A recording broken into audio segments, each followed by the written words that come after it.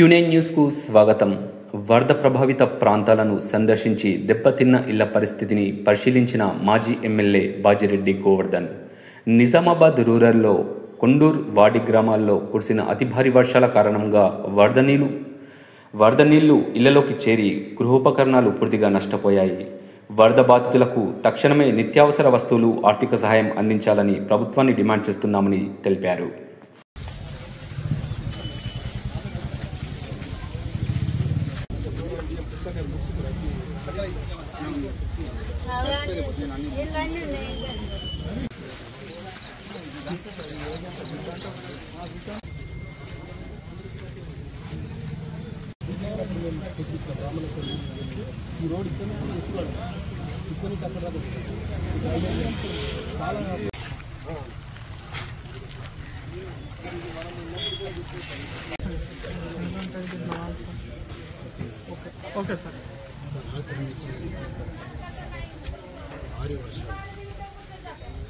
ఎప్పటికప్పుడు వార్తలను వీక్షించేందుకు Q9 news ని సబ్స్క్రైబ్ చేసుకోండి, లైక్ చేయండి, షేర్ చేయండి.